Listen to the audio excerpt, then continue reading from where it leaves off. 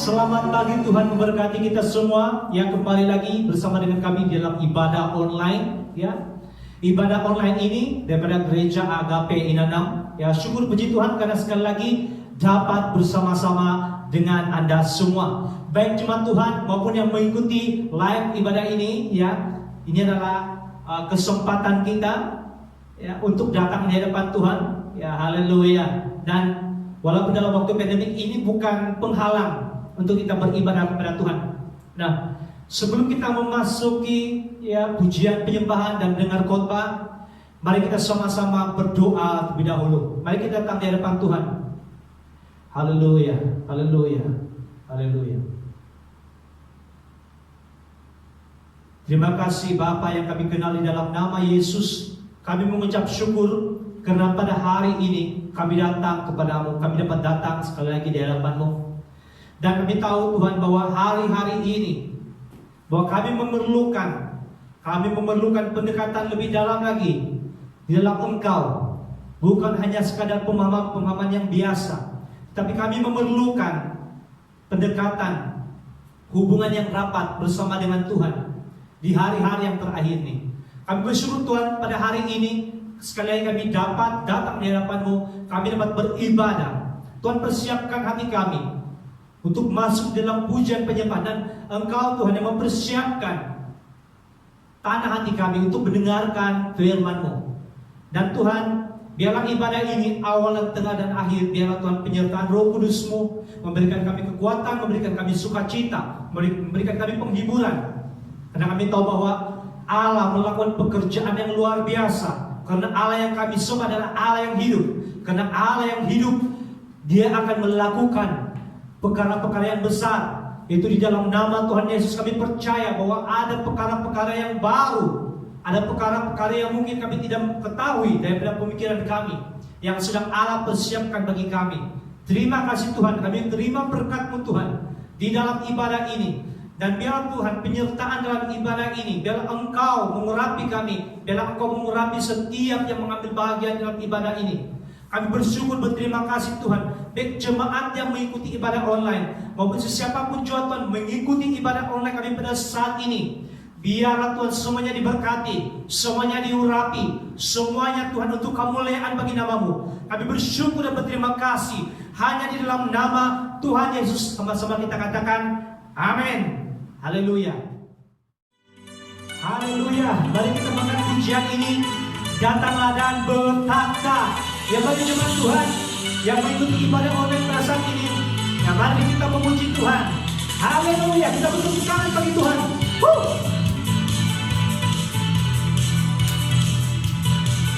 Haleluya.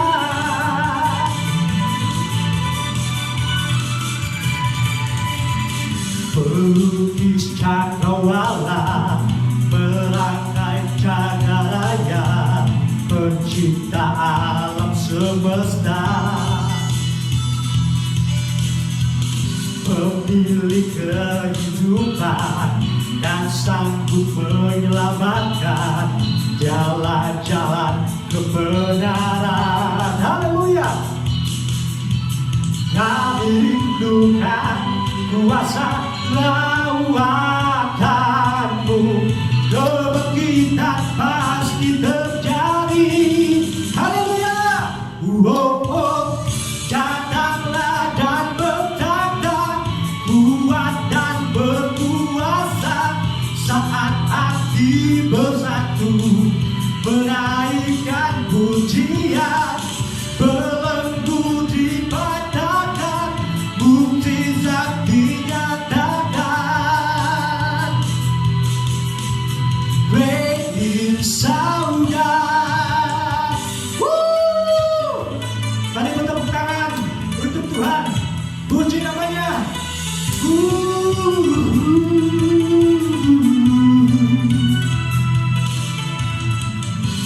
Pemilik kehidupan dan sanggup menyelamatkan jalan-jalan kebenaran. Kami rindukan kuasa lawatan-Mu, kebangkitan pasti terjadi. Datanglah dan berdatang, kuat dan berkuasa, saat hati bersatu menaikkan pujian, belenggu dipatahkan, mukjizat dinyatakan. Great is our God.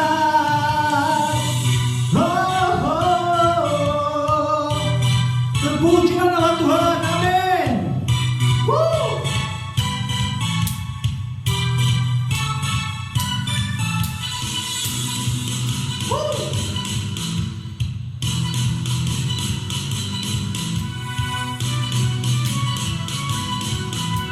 Haleluya.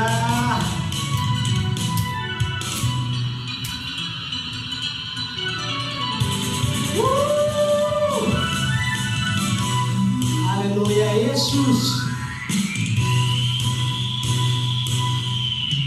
Kami rindukan kuasa lawatan-Mu, kebangkitan pasti terjadi.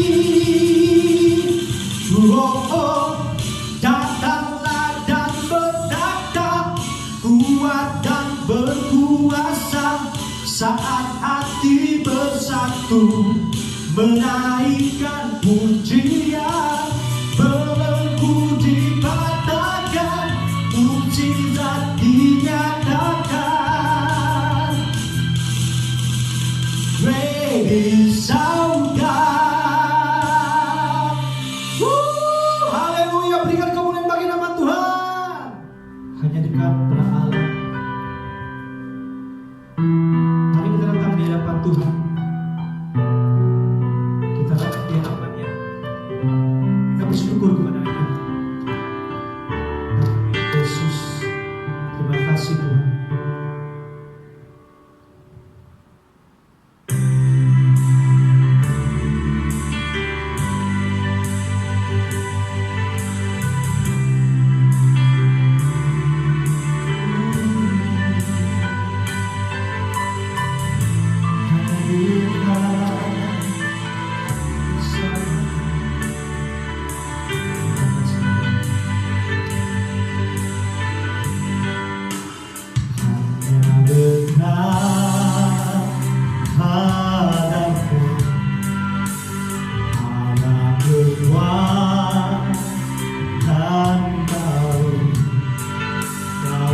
Perlindunganku,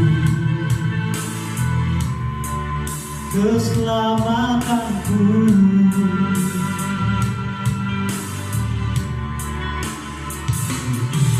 selalu bersekutu denganmu, menikmati hadiratmu, biarkan Rohmu tinggal dalam hidupku, sungguh indah bersamamu selamanya.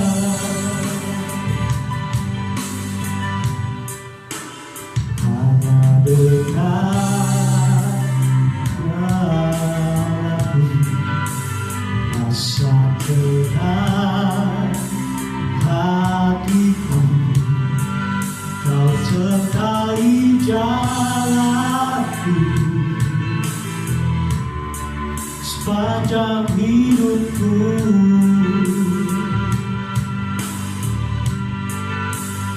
Hanya dengan padamu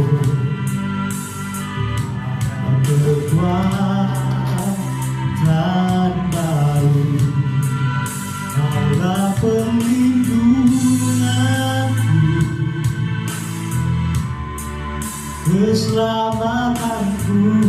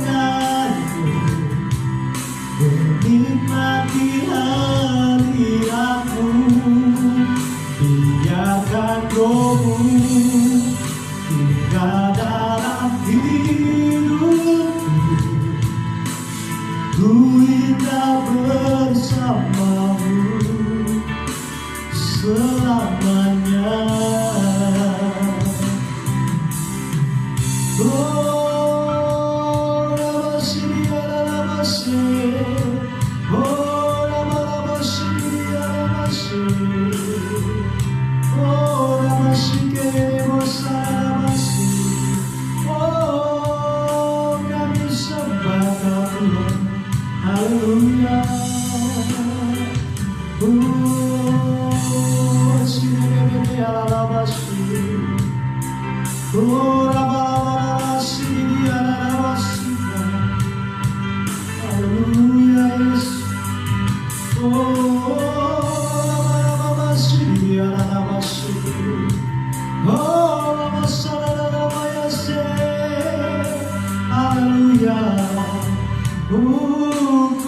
ingin selalu bersekutu denganmu, menikmati hadiratmu, biarkan rohmu tinggal dalam hidupku. Sungguh indah bersamamu, sungguh indah bersamamu, sungguh indah bersamamu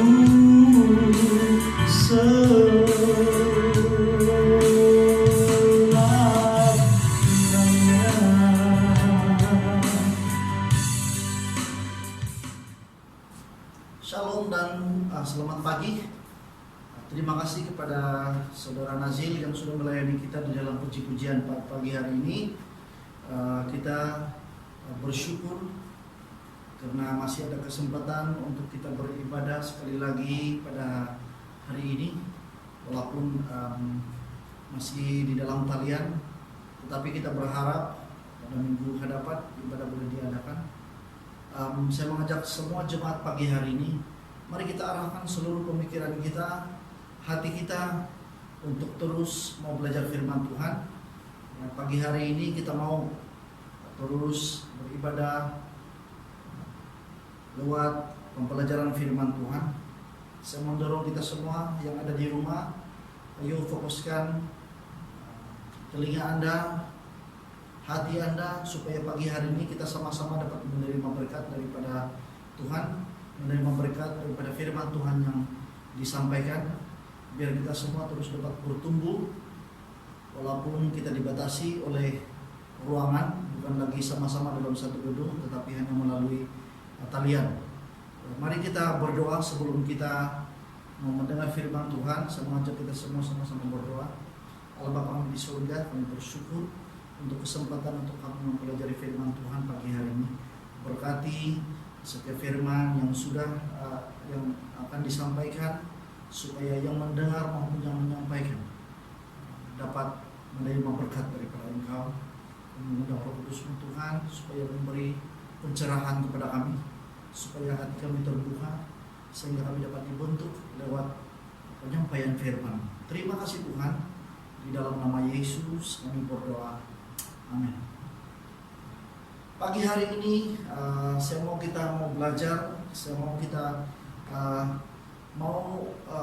sama-sama terbuka hati supaya firman Tuhan yang disampaikan itu dapat memberi satu kesan, dapat memberi satu kekuatan untuk kita semakin mau bertumbuh sebagai orang percaya. Amin.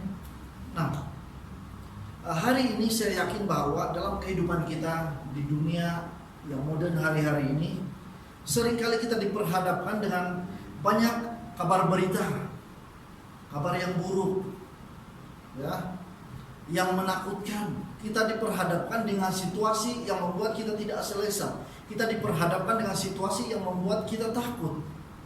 Kita juga berhadapan dengan kemungkinan-kemungkinan seperti berikut. Yang pertama, ya, takut akan keadaan semasa, ya, seperti kehidupan pribadi, ya, takut dengan masa depan, apalagi pekerjaan, bagaimana mau meneruskan hidup dengan keadaan yang sekarang, khususnya yang kurang baik.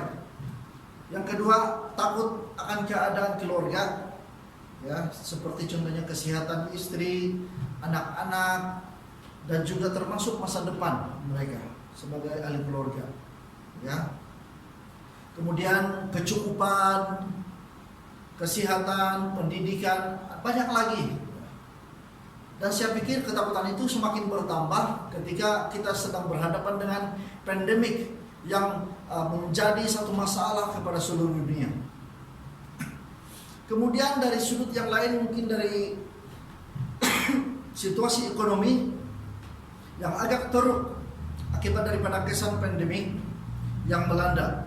Bagaimana mau mendapatkan pekerjaan bagi mereka yang kehilangan pekerjaan? Ya, ada banyak orang yang hilang pekerjaan. Kemudian bagaimana mau mendapatkan income dalam keadaan yang sekarang ini? Mau cari kerja susah, lepas itu mau, jangankan yang mencari pekerjaan, mau cari yang kerja harian yang untuk mau dapat pendapatan pun mungkin ada banyak kekangan berbanding waktu keadaan masih normal, ya. Kemudian bagaimana mau meneruskan kehidupan dalam keadaan yang sekarang yang penuh dengan serba kekurangan? Kita baca di mana-mana, kita akan melihat bahwa orang memberikan komen mereka tentang kehidupan yang semakin susah. Kemudian hari ini ketakutan yang mungkin dihadapi oleh anak-anak muda seperti isu pasangan hidup, ya, bagi anak muda yang bekerja sebelum ini, yang mau kira-kira mau bagi komitmen, ya, kepada pasangan, kemudian mungkin hilang pekerjaan, ini juga menjadi sesuatu yang menakutkan. Kita bukan, saya mau mengambil contoh situasi-situasi ataupun kemungkinan yang berlaku sekarang, bukan mau menakutkan, tetapi mau kita kembali kepada reality yang sedang kita hadapi pada sekarang ini, ya. Kemudian keadaan ekonomi tidak mengizinkan untuk kita mau melangkah ke arah komitmen yang lebih dalam hubungan kita, karena tiba-tiba mungkin hilang pekerjaan seperti yang saya katakan tadi. Kemudian mungkin ada yang takut pasangan dia lari, ya, sudah tiada pekerjaan, macam mana lagi, susah mau jaga semandak. Kemudian apa lagi? Mungkin juga ada di antara muda-mudi yang saat ini yang mendengar apa yang sedang saya sampaikan, ya, yang berkira-kira mau melanjutkan pelajaran, tetapi peluangnya mungkin menjadi lebih terjejas karena keadaan semasa dan juga isu keuangan. Saya pikir bahwa hari ini ada banyak hal yang boleh membuatkan kita takut. Kalau kita urai satu-satu tidak akan habis, ya. Tapi poin saya di sini adalah jelas sekali bahwa banyak hal yang membuat kita gentar, ada banyak hal yang membuat kita takut dan membuat kita mengalami kekhawatiran di dalam kehidupan kita. Hal ini akan mempengaruhi pertumbuhan iman kita. Ya, hal ini akan mempengaruhi bagaimana kita melihat kehidupan kita hari-hari ini. Dan ini tidak bagus, ya, sebagai orang Kristen yang sedang bertumbuh, yang mau bertumbuh. Kalau kita melihat hal ini dari sudut negatif, itu tidak bagus untuk kita. Dan jelas sekali semua perkara yang saya katakan tadi itu bermula dengan kabar buruk, bermula dengan keadaan yang buruk, bermula juga dengan pengalaman yang buruk. Makanya hari ini kerinduan saya untuk mengungsikan kebenaran firman Tuhan, supaya kita semua dapat belajar dan memahami bagaimana kita sebagai orang percaya menghadapi ketakutan akibat daripada kabar buruk, akibat daripada keadaan yang buruk, yang berpotensi menjadi pengalaman buruk dalam kehidupan pribadi kita, ya. Pagi hari ini saya mengajak kita semua supaya kita berhati-hati pada saat kita mau menangkap berita-berita di luar sana yang disediakan oleh dunia. Karena silap-silap hal itu boleh memberi kesan yang tidak baik untuk kehidupan iman kita secara pribadi. Kita perlu menghadapi masalah hidup ini sebagaimana Daud berani menghadapi Goliat. Apa yang dilihatnya tidak membuat Daud gentar. Kenapa? Sebab Daud memiliki hati dan pemikiran yang tertuju kepada Tuhan dan bukan apa yang dia lihat. Ketika Gideon maju berperang melawan orang Midian, Tuhan memerintahkan Gideon untuk mengasingkan tentara yang takut dan gentar dan yang berani diasingkan, ya. Kemudiannya 22.000 tentara pulang. 22.000 tentara takut. Maksudnya kemudian yang tinggal 10.000. Maksudnya ada 32 tentara yang dipimpin oleh Gideon waktu itu. Setelah diasingkan, lebih banyak yang gentar, yang takut daripada yang tidak takut. 22.000, bayangkan. Yang tinggal 10.000. Tuhan tidak mau 22.000 itu menjadi gangguan kepada yang berani. Oh, bayangkan, ya, Anda bercampur dengan orang yang pikirannya negatif terus. Lama-kelamaan perkara yang negatif yang disampaikan di sekeliling kita yang sering kita dengar tiap hari itu boleh mempengaruhi cara kita berpikir. Nah, Tuhan tidak mau itu berlaku. Tuhan tidak mau. Tuhan tidak menggalakkan, saya tidak menggalakkan kita bercampur dengan orang yang hidupnya toksik. Kita mengasihi mereka, tapi kita tidak mau membiarkan orang-orang yang toksik hidupnya menjadi toksik kepada pemikiran kita. Ya. Penghalang utama di dalam merebut kemenangan dan janji Tuhan adalah rasa takut.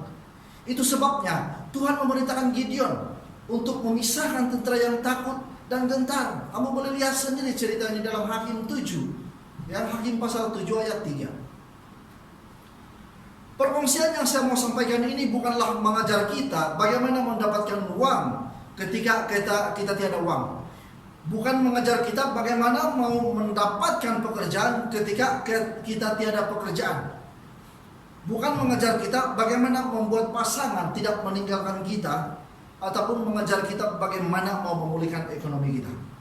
Perkongsian saya pagi hari ini adalah mendidik dan mengajar kita bagaimana mau menghadapi situasi yang buruk yang kita dengar, yang kita hadapi, dan yang sedang kita alami. Semua orang masing-masing memiliki banyak cara dan informasi bagaimana mau mencari kerja, bagaimana mau mencari duit, bagaimana mau mencari pasangan, dan banyak lagi hal di dalam kehidupan kita ini yang sebenarnya sudah banyak pilihan bagaimana kita mau bertindak. Namun kebenaran firman yang saya mau kongsikan kepada kita adalah merupakan satu prinsip yang paling asas dan yang paling penting kepada kita sebagai orang percaya. Sebelum sebarang langkah penyelesaian kita mau lakukan, kita perlu lakukan hal ini yang paling asas. If we want to see a good result, we must lay a good and strong foundation for the thing we do. Ya, hari ini kita mau belajar melalui firman Tuhan di dalam 2 Tawarik 20 ayat 1 hingga 30 sebagai dasar kita bagaimana mau menghadapi kabar dan situasi yang buruk yang berlaku di dalam hidup kita. Tema khotbah saya pagi hari ini adalah ketakutan. Tajuknya adalah bagaimana kita mau menghadapi ketakutan itu. Ya. Di dalam 2 Tawarik 2 ayat 1 hingga 30 saya baca sampai habis supaya tidak payah lagi kamu buka Alkitab dan tunggu, ya. Tapi saya baca supaya Anda langsung boleh mendengar. Nanti sama-sama kita boleh kemudian kamu boleh baca nanti. Nah, di dalam 2 Tawarik 2 ayat 1 hingga 30 saya bacakan. Ayat yang pertama, setelah itu Bani Moab dan Bani Ammon datang berperang melawan Yosafat bersama-sama sepasukan orang Yunim. Datanglah orang memberitahukan Yosafat, satu askar yang besar datang dari seberang laut Asin dari Edom menyerang tuanku. Sekarang mereka di Hazezon Tamar, ya, yakni En-Gedi. Yosafat menjadi takut, lalu mengambil keputusan untuk mencari Tuhan. Ia menyerukan kepada seluruh Yehuda supaya berpuasa, dan Yehuda berkumpul untuk meminta pertolongan daripada Tuhan. Mereka datang dari semua kota di Yehuda untuk mencari Tuhan.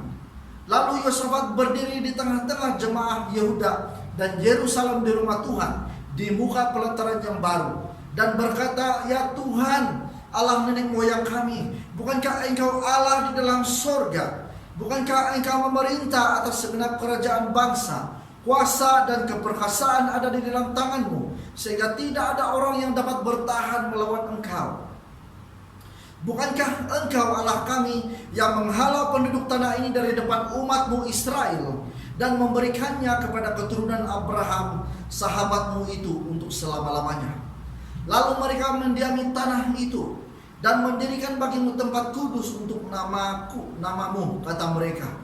Bila sesuatu malapetaka menimpa kami, yakni pedang, penghukuman, penyakit sampar atau kelaparan, kami akan berdiri di muka rumah ini di hadapanmu karena namamu tinggal di dalam rumah ini, dan engkau dan kami akan berseru kepadamu di dalam kesesakan kami sampai engkau mendengar dan menyelamatkan kami.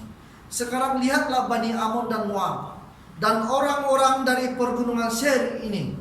Ketika orang Israel datang dari tanah Mesir, engkau melarang mereka memasuki negerinya. Oleh sebab itu mereka menjauhinya dan tidak memusnahkannya. Lihatlah, sebagai pembalasan mereka datang mengusir kami dari tanah milik yang telah engkau wariskan kepada kami. Ya Allah kami, tidakkah engkau menghukum mereka? Karena kami tidak mempunyai kekuatan untuk menghadapi askar yang besar ini yang datang menyerang kami. Kami tidak tahu apa yang harus kami lakukan, tetapi mata kami tertuju kepadamu. Sementara itu seluruh Yehuda berdiri di hadapan Tuhan, juga segenap keluarga mereka dengan istri dan anak-anak mereka. Lalu Yahaziel bin Zakaria bin Dedaya bin Matanya, seorang Lewi dari Bani Asaf, dihinggapi roh Tuhan di tengah-tengah jemaah dan berseru, camkanlah hai seluruh Yehuda dan penduduk Yerusalem dari tuanku Raja Yosafat, beginilah firman Tuhan kepadamu, janganlah kamu takut dan terkejut karena laskar yang besar ini, sebab bukan kamu yang akan berperang melainkan Allah. Besok haruslah kamu turun menyerang mereka. Mereka akan mendaki pendakian Ziz, dan kamu akan mendapati mereka di ujung lembah, di muka padang gurun Yeruel. Dalam peperangan ini tidak usah kamu bertempur. Hai Yehuda dan Yerusalem, tinggallah berdiri di tempatmu dan lihatlah bagaimana Tuhan memberi kemenangan kepadamu. Janganlah kamu takut dan terkejut. Majulah esok menghadapi mereka. Tuhan akan menyertai kamu. Lalu turunlah, berlututlah Yosafat dengan mukanya ke tanah. Seluruh Yehuda dan penduduk Yerusalem pun sujud di hadapan Tuhan dan menyembah kepadanya. Kemudian orang Lewi dari Bani Kehat dan Bani Korah bangkit berdiri untuk menyanyikan puji-pujian bagi Tuhan Allah Israel dengan suara yang sangat nyaring. Keesokan harinya pagi-pagi mereka maju menuju padang gurun Tekoa. Ketika mereka hendak berangkat, berdirilah Yosafat dan berkata, dengar hai Yehuda dan penduduk Yerusalem, percayalah kepada Tuhan Allahmu dan kamu akan tetap teguh. Percayalah kepada nabi-nabinya dan kamu akan berhasil.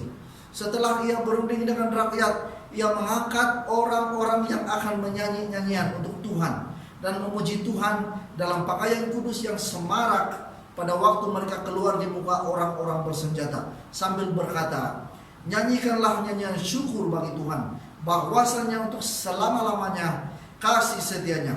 Ketika mereka mulai bersorak-sorai dan menyanyikan pujian, dibuat Tuhanlah penghadangan terhadap Bani Amon dan Moab dan orang-orang pergunungan Seir yang hendak menyerang Yehuda, sehingga mereka terpukul kalah. Lalu Bani Amon dan Moab berdiri menentang penduduk pegunungan Seir, hendak menumpas dan memusnahkan mereka. Segera sesudah mereka membinasakan penduduk Seir, mereka saling bunuh-membunuh. Ketika orang Yehuda tiba di tempat peninjauan di padang gurun, mereka menengok ke tempat askar itu. Tampaklah semua telah menjadi bangkai, berhantaran di tanah, tidak ada yang terluput.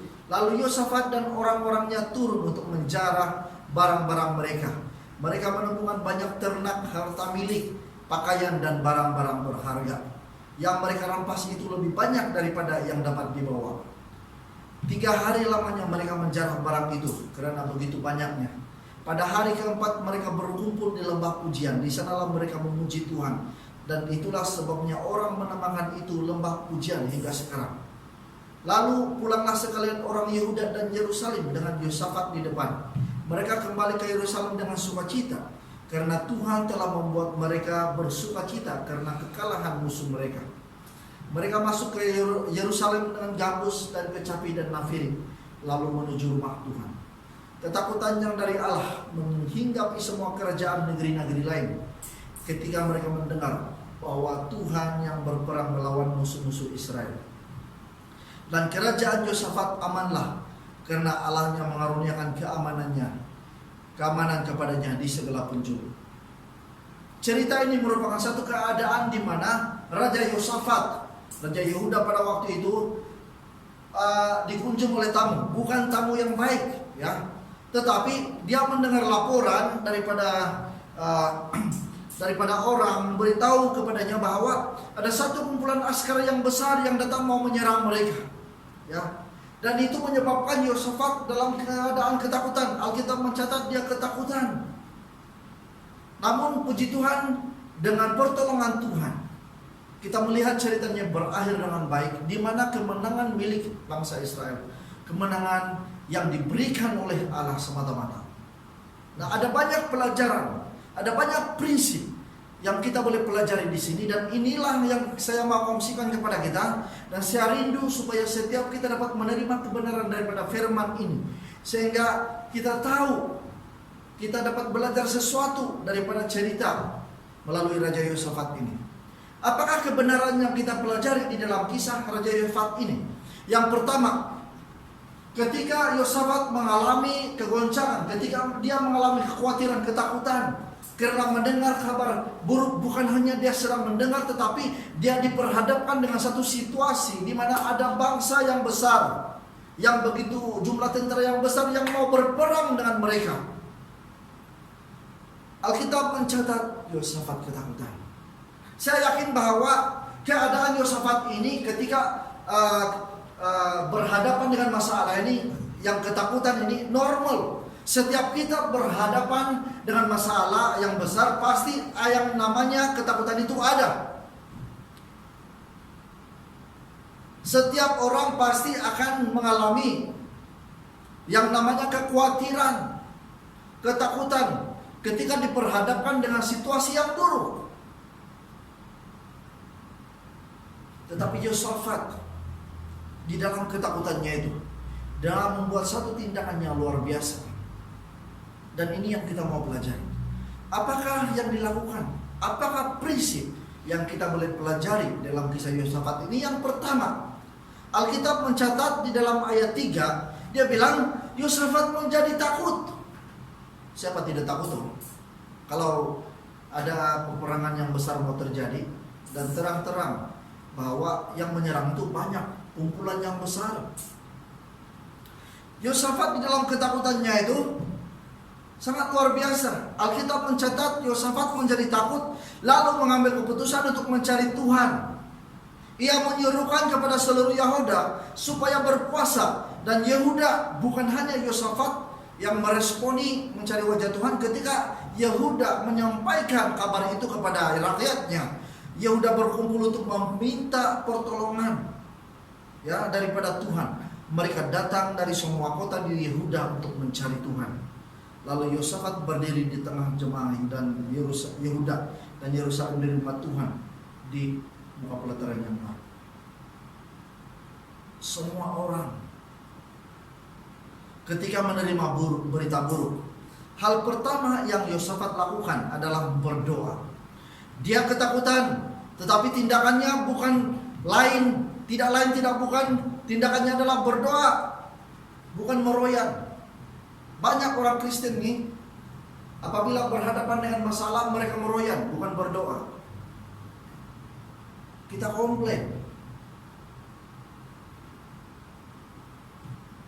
Tetapi daripada kebenaran ini, firman Tuhan mengajarkan kita tindakan pertama, step yang pertama sebagai orang percaya yang perlu kita lakukan adalah berdoa. Perkara paling asas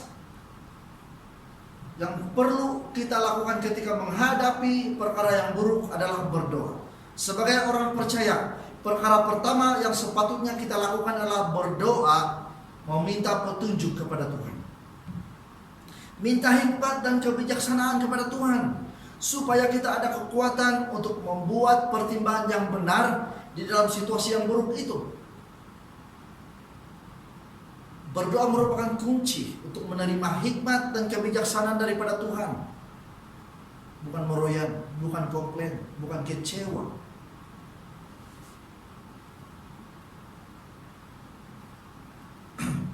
Untuk mengelakkan kita daripada melakukan tindakan bodoh ketika berhadapan dengan masalah adalah kita perlu berdoa. Itulah langkah pertama. Kita dapati dalam keadaan Yosafat ini, tindakan puasa yang dilakukan oleh Yosafat ketika mencari Tuhan ini berlaku selepas dia berdoa.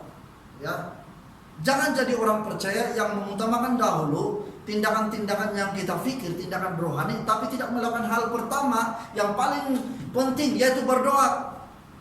Nah, kita ini orang Kristen kadang-kadang kita ini suka membuat tindakan-tindakan rohani, kononnya lah, yang kita pikir nampak rohani, tapi kita tidak berdoa pun.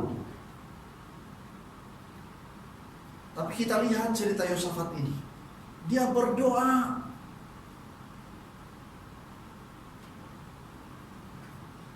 Yosafat meminta seluruh rakyat berpuasa setelah berdoa. Saya yakin hikmat dan kebijaksanaan Tuhan menyertai Yosafat karena dia berdoa. Masalah kita orang percaya pasti berbeza-beza.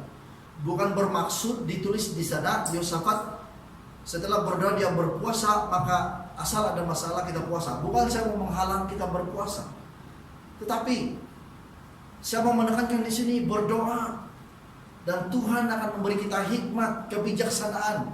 Step yang berikutnya apa? Yosafat dan rakyat berdoa, ya, berpuasa. Saya yakin itu berlaku karena pimpinan Tuhan. Tindakan yang bijak, tindakan yang penuh iman daripada Yosafat sebagai raja, sebagai pemimpin pada waktu itu. Yosafat dan rakyat berpuasa setelah berdoa. Perkara pertama yang kita perlu lakukan kepada Tuhan adalah berseru kepada nama Yesus. Saya yakin sesudah kita melakukan hal ini, kita akan tahu apa yang perlu dilakukan. Mazmur 56 ayat 4 berkata, ketika aku takut, ya Allah yang maha kuasa, aku berharap kepadamu. Ketika Petrus dan murid-murid yang lain di dalam Matius 14, mereka dilanda ombak di dalam perahu mereka dan mereka semua ketakutan. Ketika Yesus berjalan di atas air mendatangi mereka, mereka sempat takut karena berpikir itu hantu. Ada satu tindakan yang luar biasa di mana Petrus berharap dia boleh berjalan di atas air. Lalu Tuhan Yesus bilang, mari datang kepadaku. Dikatakan bahwa sementara Yesus mengarahkan seluruh pandangannya tertuju kepada Yesus, dan dia mau datang kepada Yesus. Dia tahu situasi kiri kanan ada gelombang, lemah pun. Makanya mereka ketakutan waktu itu. Tapi ketika Petrus mengarahkan pandangannya dan mau datang kepada Yesus, ombak, badai kiri kanan tidak membuat dia takut. Bahkan dia dengan iman melangkah dan berjalan di atas air. Namun perkara sebaliknya mulai berubah setelah dia melihat fokus kepada kiri kanan, badai, angin yang kuat yang melanda dia. Lalu ketakutan datang.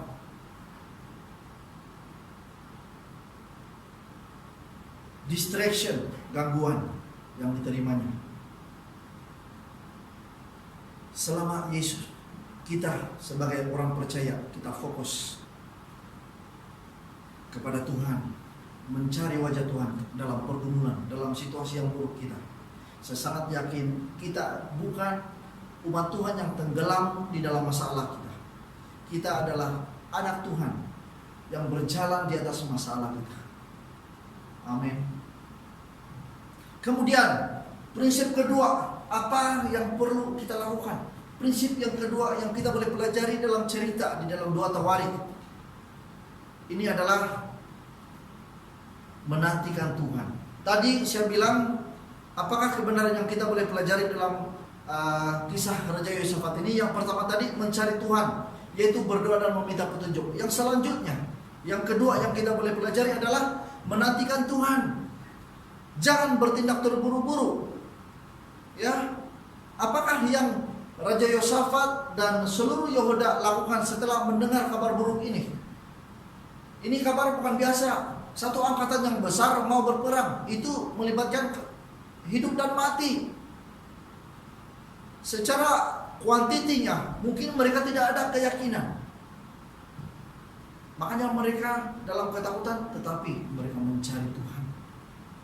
Mereka mencari Tuhan walaupun di dalam ketakutan mereka. Mereka menantikan Tuhan.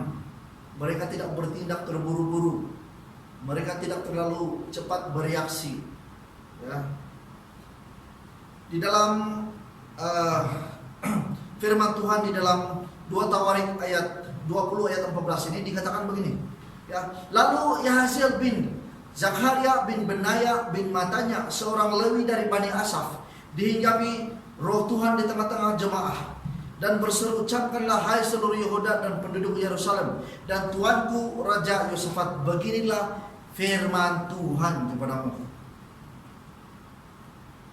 Nyata sekali bahwa selama belum ada pimpinan Tuhan, belum ada suara Tuhan yang berbicara kepada mereka, mereka berdoa, mereka berpuasa, mereka berdiam, mencari wajah Tuhan, menanti-nantikan Tuhan. Sehinggalah Allah menghinggapi melalui rohnya kepada Yahaziel bin Zakaria bin Benaya bin Matanya.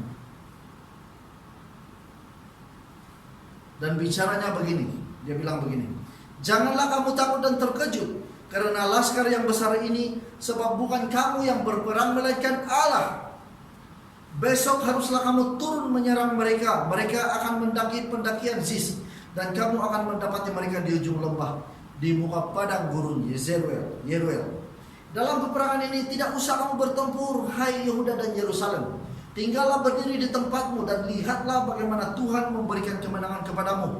Janganlah kamu takut dan terkejut. Majulah besok menghadapi mereka. Tuhan akan menyertai kamu. Sebelum pesan Tuhan ini disampaikan, adakah dikatakan di sini mereka melakukan apa-apa? Berangkat berperangkah ataupun bercakap di sana sini tentang strategi bagaimana mau kalahkan musuh yang besar? Tidak. Dikatakan bahwa mereka takut dan mereka berdoa mencari Tuhan.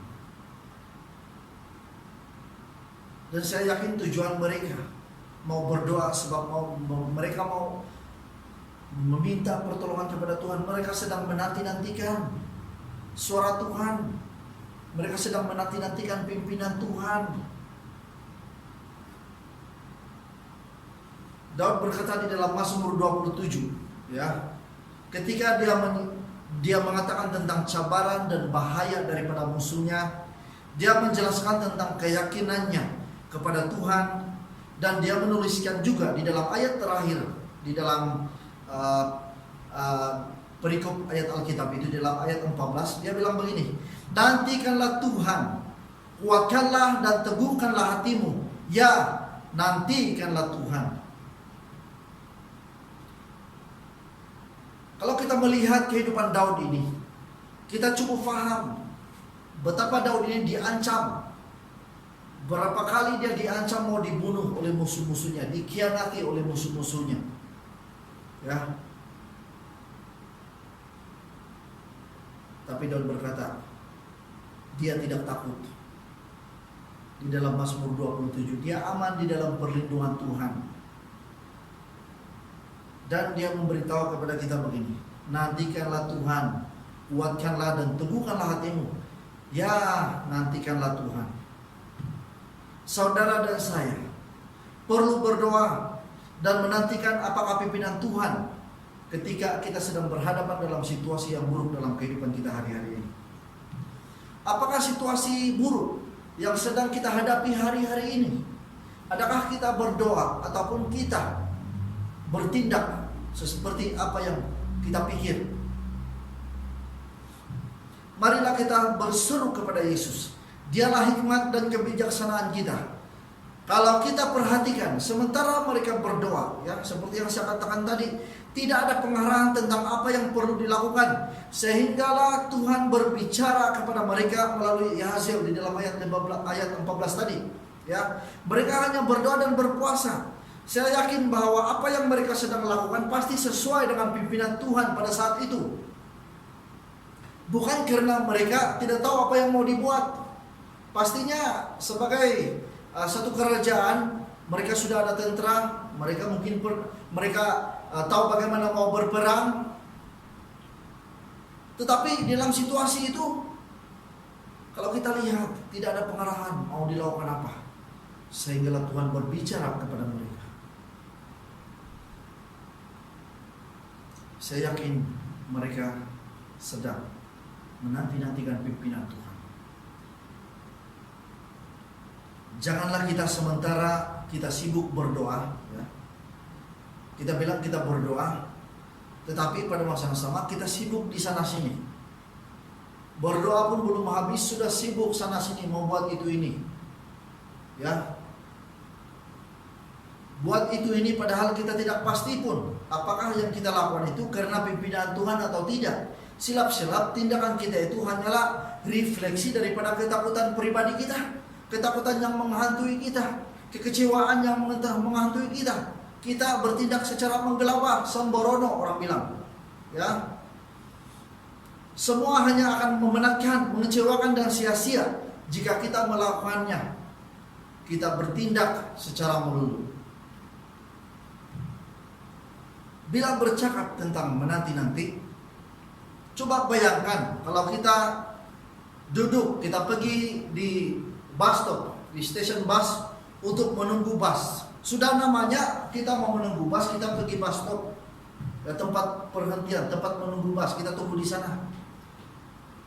Kalau kita bilang tunggu bus, maksudnya kita duduklah di sana, kita tunggu. Takkan kita sambil tunggu bus, kita buat kereta di sana. Nah, buat bus sendiri. Bagus buka workshop. Sudah namanya tempat menunggu bus. Kita punya kerja apa? Menunggu. Bukannya kita mau buat bus sendiri. Ya. Apabila kita mau menantikan sesuatu kepada Tuhan, sudah namanya kita menanti, maka kita perlu juga setia menanti. Apa yang Tuhan mau kita lakukan? Apakah pimpinan Tuhan, supaya di dalam next step yang kita buat, kita dapat bertindak sesuai dengan apa yang Tuhan mau. Kita dapat bertindak dengan bijak, kita bertindak penuh dengan hikmat. Hal yang ketiga, tadi saya bilang apa? Hal kedua yang kita boleh pelajari adalah menantikan Tuhan, jangan bertindak terburu-buru. Ya. Yang ketiga, prinsip yang kita boleh pelajari adalah bersyukur sambil melangkah dengan iman sesuai dengan pimpinan Tuhan. Yang pertama tadi apa? Kita ulang. Apakah kebenaran yang kita pelajari dalam kisah Raja Yosafat ini? Yang pertama ialah mencari Tuhan, berdoa dan meminta petunjuk. Yang kedua, menantikan Tuhan, jangan bertindak terburu-buru. Yang ketiga, bersyukur sambil melangkah dengan iman sesuai dengan pimpinan Tuhan. Di dalam 2 Tawarik ini, di dalam ayat 18 dia berkata begini, lalu berlututlah Yosafat dengan mukanya ke tanah. Seluruh Yehuda dan penduduk Yerusalem sujud di hadapan Tuhan dan menyembah kepadanya. Kemudian orang Lewi dari Bani Kehat dan Bani Korah bangkit berdiri untuk menyanyikan puji-pujian bagi Tuhan Allah Israel dengan suara yang sangat nyaring. Keesokan harinya pagi-pagi mereka maju menuju padang gurun Tekoa. Ketika mereka hendak berangkat, berdirilah Yosafat dan berkata, dengar hai Yehuda dan penduduk Yerusalem, percayalah kepada Tuhan Allahmu dan kamu akan tetap teguh. Percayalah kepada nabi-nabinya dan kamu akan berhasil. Setelah ia berunding dengan rakyat, ia mengangkat orang-orang yang akan menyanyi nyanyian untuk Tuhan dan memuji Tuhan dalam pakaian kudus yang semarak pada waktu mereka keluar di muka orang-orang bersenjata, sambil berkata begini, nyanyikanlah nyanyian syukur bagi Tuhan, bahwasanya untuk selama-lamanya kasih setianya. Luar biasa sekali. Raja Yosafat dan seluruh umat ketika sudah mengetahui apa yang harus mereka lakukan, tanpa ketakutan lagi, mereka pun langsung bersyukur dan memuliakan Tuhan. Tidak berhenti-henti mereka memuji, menyembah Tuhan yang memberikan jalan keluar atas ketakutan mereka. Mereka yakin pasti kemenangan milik mereka sesuai dengan janji Tuhan. Fokus mereka bukanlah bagaimana mau mengalahkan musuh atau bagaimana keadaan musuh dikalahkan. Yang penting bagi mereka adalah kemenangan milik mereka. Kenapa? Sebab Tuhan sudah memberikan jaminan. Mereka tidak tahu bagaimana musuh akan dikalahkan. Of course mereka tidak tahu, ya. Mereka tidak juga mengkaji apa yang sedang berlaku di dalam perkemahan musuh mereka, ya. Apa yang mereka tahu adalah mereka fokus terus dengan apa yang Tuhan sudah janjikan kepada mereka. Dan melangkah dengan iman. Mereka bersorak-sorai. Pada saat janji kemenangan diberikan, mereka bersyukur.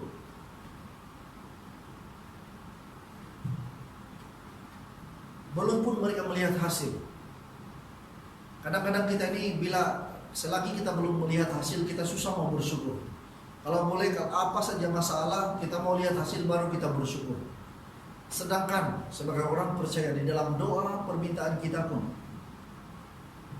sepatutnya kita belajar bersyukur ketika kita sudah meminta.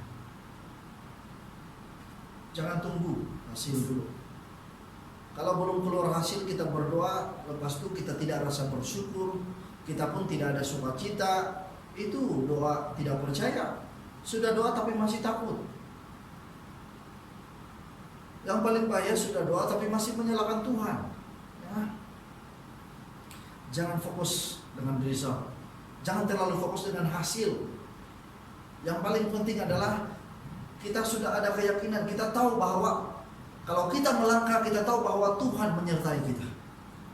Tuhan pasti membuat kita berhasil.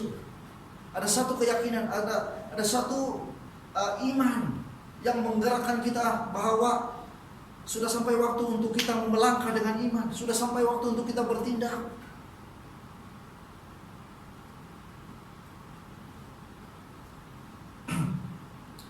Apabila Tuhan memimpin seseorang, hasil mungkin berbeza. Tapi yang pasti adalah, dan yang paling penting adalah, Tuhan tetap menjaga dan menyediakan pertolongan kepada setiap kita. Yang keempat, prinsip yang keempat adalah menerima berkat pertolongan Tuhan dengan sikap hati bersyukur. Bersyukur terus. Pada saat menerima janji Tuhan dan mulai melangkah dengan iman, kita bersyukur. Dalam keadaan sedang berdoa, kita bersyukur. Apalagi pada saat kita sedang menikmati berkat Tuhan, pada saat kita sedang mengalami pertolongan Tuhan, lagi-lagi kita bersyukur. Amin.